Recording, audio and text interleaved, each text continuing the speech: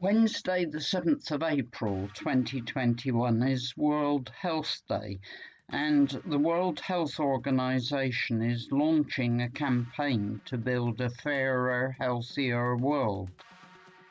Everyone everywhere has the right to good health, yet as COVID-19 has highlighted, our world continues to be an unequal one, with many people having little or no access to safe environments, clean water and air, food security, and health services. Today, I just want to focus very briefly on one aspect of food security. As has been said many times, hunger is a health issue, and it is a growing one. According to UN estimates, nearly 690 million people, or almost 9% of the world population, are hungry, an increase of 10 million per year. A big part of the problem is the human race's obsession with consuming other animal species.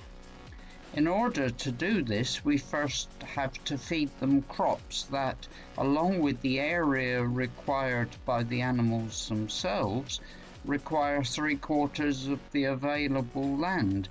And by using these crops as animal feed, we waste nearly 90% of the calories that would otherwise be available for our direct consumption. And the process is similarly inefficient when it comes to the amount of usable protein that is produced. If an area of land that generates 100 grams of protein from plants is used instead to produce eggs, it will only yield 60 grams of edible protein.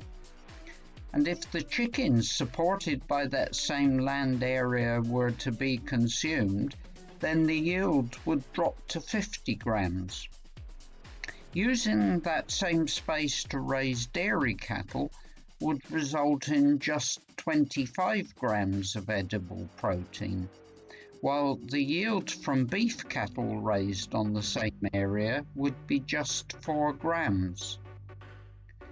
1 in 9 people, almost all of them living in developing countries, suffer from chronic undernourishment, and 82% of starving children live in countries where food is fed to animals raised for Western countries.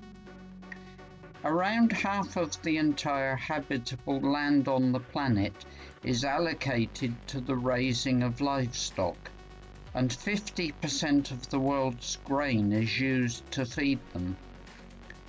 Recent research revealed that if the USA replaced all animal-based items with vegan food, an additional 350 million people could be fed worldwide.